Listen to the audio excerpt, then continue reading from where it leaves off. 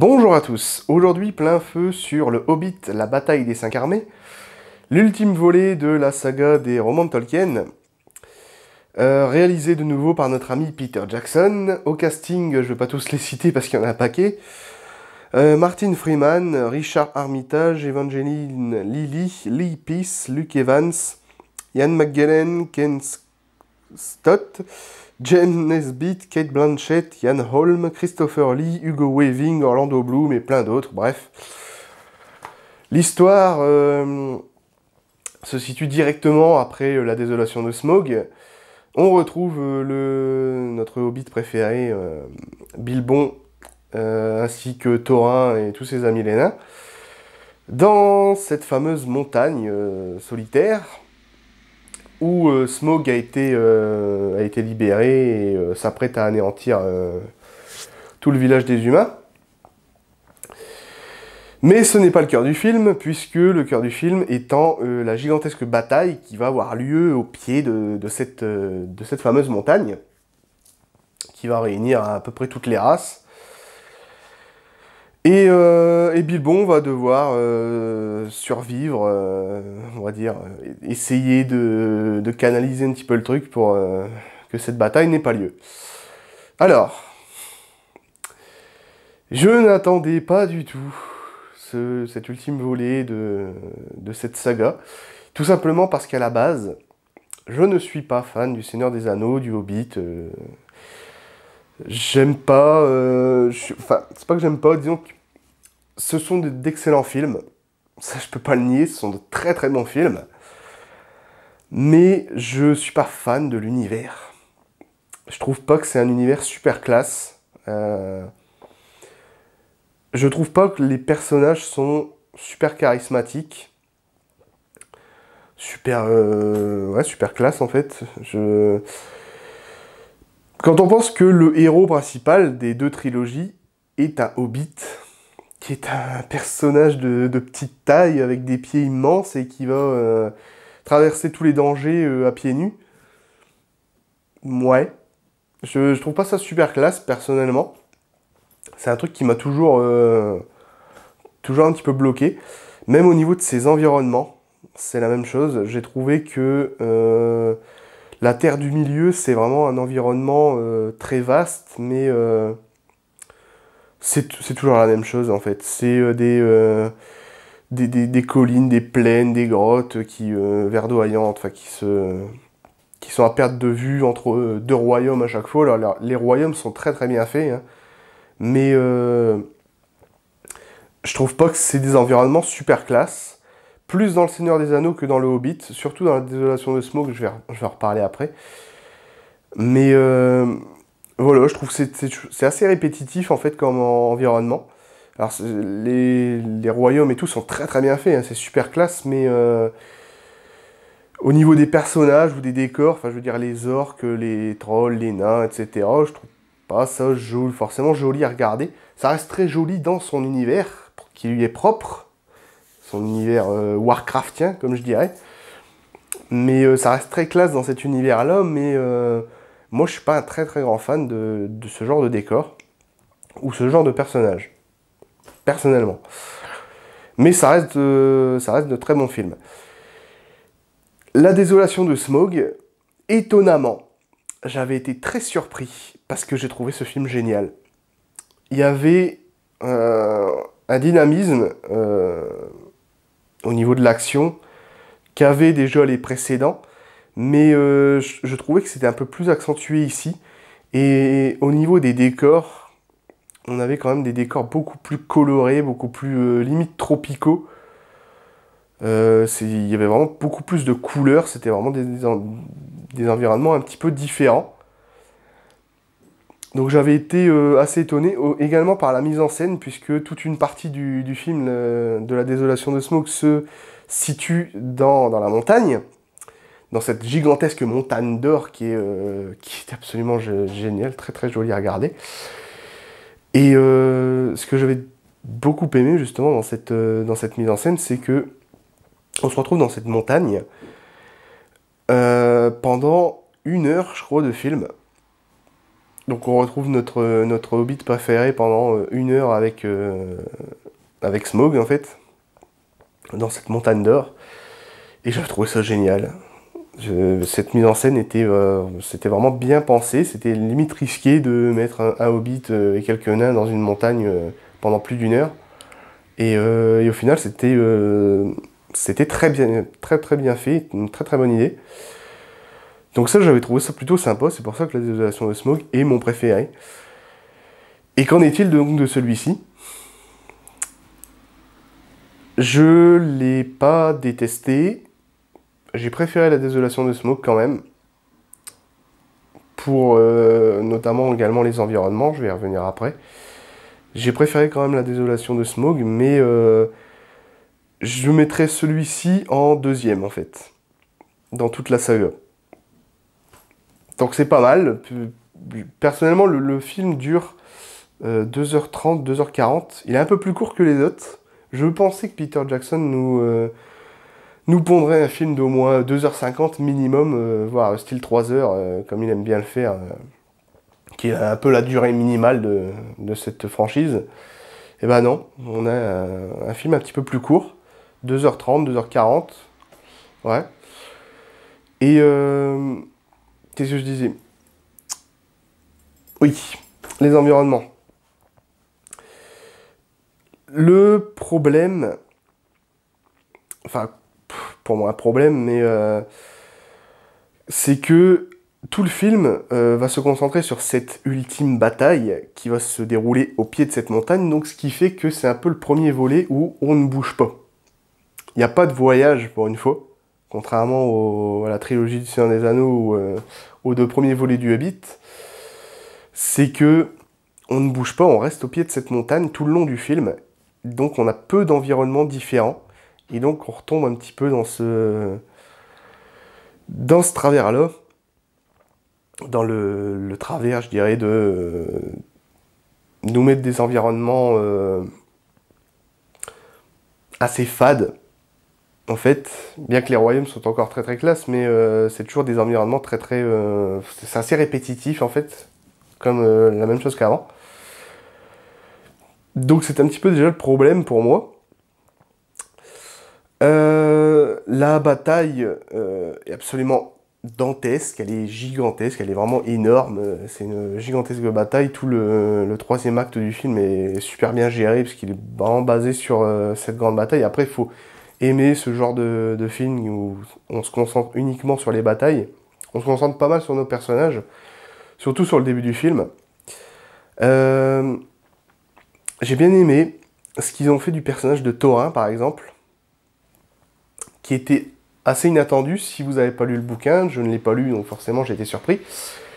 Et Thorin devient totalement différent dans cette montagne, il va un petit peu se barricader dedans, et va avoir un autre état d'esprit, je dirais, que dans lequel il l'avait avant, en fait, des précédents volets.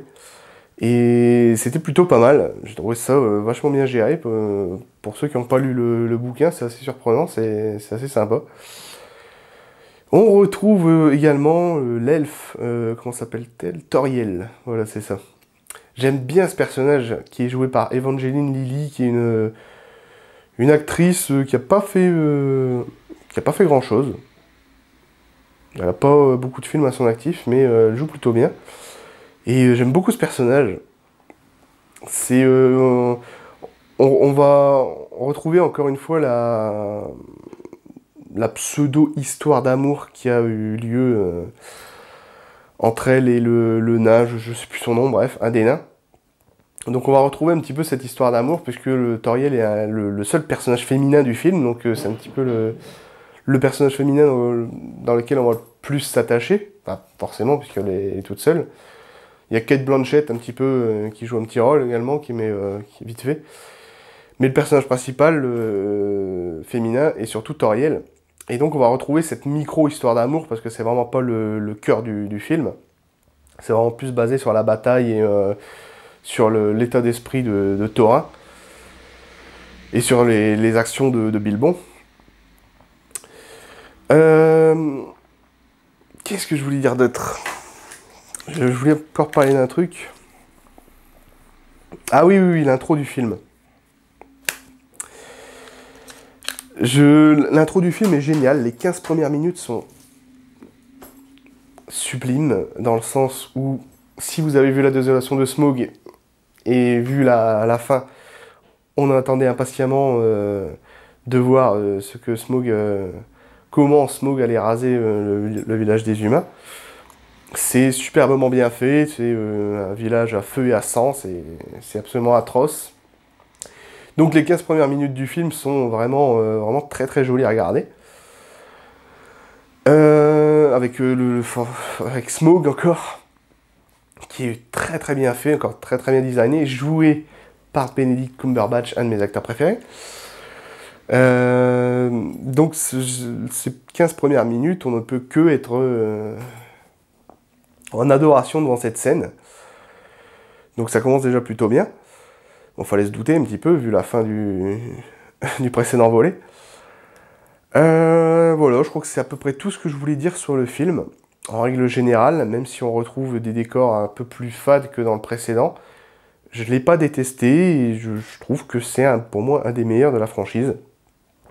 Même si je garde la désolation de Smaug pour ses décors et sa mise en scène dans mon préféré. Mais c'est une bonne fin de saga au final, c'est plutôt correct, j'ai passé un bon moment. Personnellement, je n'ai pas vu les 2h40 passer. Je me suis vraiment pas fait chier à regarder ma montre ou à penser à autre chose. J'étais vraiment dans le film tout le long. Donc ça c'est déjà un bon point. Pour un univers que je n'apprécie pas forcément, personnellement. Mais voilà, je trouve que c'est une bonne fin, c'est plutôt bien fichu. Ah oui, je vais parler d'un dernier petit truc, mais qui concerne pas le film, qui concerne plutôt la technologie. J'ai vu le film en HFR 3D laser ultra. C'est compliqué, alors je vais expliquer vite fait. Le HFR 3D étant la technologie qui permet de réaliser des films en 48 images par seconde au lieu de 24. Ce qui parce qu'il donne un aspect beaucoup plus net en fait au film et beaucoup moins de flou, comme si tout le film était un peu filmé en IMAX. C'est à peu près le même principe. Et la 3D, j'ai déjà vu largement mieux personnellement. C'est pas une des meilleures 3D, loin de là. Elle n'a rien d'extraordinaire. Même cet aspect 48 images par seconde ne renforce pas l'aspect joli de cette 3D. Les images, de toute façon, ça n'a rien à voir, mais les images sont normalement plus nettes, et comme j'ai dit, il y a moins de flou. Mais la 3D, il n'y a pas grand chose à en dire, mais je vais y revenir quand je parlerai du laser ultra. Et sinon, donc cette technologie du HFR, qui permet donc de tourner des films en 48 images secondes, je crois qu'il n'y a que Peter Jackson qui fait ça à l'heure actuelle, et James Cameron aussi, puisque James Cameron va tourner ses prochains avatars normalement en 60 images secondes, ce qui est quand même énorme. Donc j'espère qu'on verra bien la différence. Ici, oui, c'est beau, mais après, personnellement, je pense pas que j'aurais vu la différence si le film a été tourné en 24 images secondes. C'est vraiment des petits détails comme ça, techniques, qu'il faut, je pense, être vraiment travailler limite dans le monde du cinéma pour percevoir ce genre de choses. Parce que c'est très difficile. Mais voilà, le HFR qui est aussi une technologie qui permet de tourner en... Non, c'est pas le HFR, c'est le laser ultra. Ben, je vais en parler tout de suite. Laser ultra, qui est une nouvelle technologie qui arrive dans peu de cinéma à l'heure actuelle, qui est heureusement, je veux dire, arrivé dans le Kinépolis où je vais, puisque le Kinépolis où je vais est le plus grand cinéma de France, si je dis pas de conneries, avec quasiment 7300 places pour 23 salles, ce qui est quand même énorme. Donc forcément, on a eu droit directement à cette nouvelle technologie, le laser ultra, qui consiste à déjà au niveau sonore, a donné un son beaucoup plus riche. Donc la salle commençait à trembler pour une salle de 710 places qui tremble enfin. J'avoue que au cinéma, je me rappelle pas avoir une salle de 710 places trembler, et là, oui, quand même. Donc c'est un son beaucoup plus riche, et également le Laser Ultra utilise également une nouvelle 3D, puisque on utilise un projecteur laser qui permet de projeter des images en 4K, et qui permet d'avoir une meilleure luminosité au niveau de la 3D. C'est-à-dire que le laser ultra, le projecteur laser, utilise des ampoules de 60 000 lumens en tout, ce qui est totalement énorme. Donc, ce que je reprochais justement moi à la 3D personnellement, c'est que dès qu'on mettait les lunettes, on avait un assombrissement de l'image qui était quand même assez énorme. L'image s'assombrissait directement. Au début, je pensais que c'était dû au niveau de la 3D passive. C'est-à-dire qu'au cinéma, nous, on a des lunettes à 2 ronds là, en plastique. Là. Donc forcément, c'est une 3D passive. Quand j'ai fait l'acquisition de mon vidéoprojecteur avec une 3D active, donc avec des lunettes 3D à batterie, j'ai toujours eu cet assombrissement de l'image, donc là j'ai compris que c'était pas dû à un problème de passivité ou d'activité, on va dire, au niveau dans la 3D, mais c'est dû justement à la luminosité des projecteurs. Et là, forcément, avec 60 000 lumens, c'est censé être plus clair. Alors, oui, je pense que c'est un peu plus clair quand même, légèrement. Si on enlève les lunettes et qu'on les remet tous les 2 minutes, on voit quand même bien qu'il y a quand même un assombrissement quand on remet les lunettes 3D. Mais j'ai l'impression que c'était quand même un petit peu plus clair, personnellement. Donc tant mieux, c'est qu'on arrive de mieux en mieux à avoir une technologie un peu plus performante. Personnellement, j'attends toujours avec impatience d'avoir une 3D sans lunettes. Arrivera-t-elle un jour ?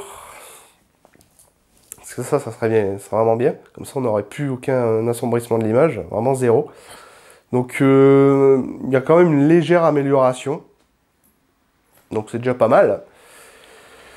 Donc voilà, enfin bref, j'ai vu ce 3e volet du Hobbit dans des conditions totalement hors normes. Puisque avec la technologie HFR plus le laser ultra, c'était quand même assez joli à regarder, même si la 3D n'est pas super tip top. On a déjà vu largement mieux. Mais sinon, au niveau sonore, on entendait enfin la salle trembler. Pour une grande salle, ça fait du bien. Et donc voilà, des technologies à expérimenter. On verra bien les prochains volets de James Cameron pour les avatars. En 60 images secondes, on verra si on aura une réelle différence ou non. Enfin bref, voilà, le Hobbit, la bataille des 5 armées, c'était à peu près tout. C'était déjà pas mal. Très bonne conclusion de trilogie pour moi.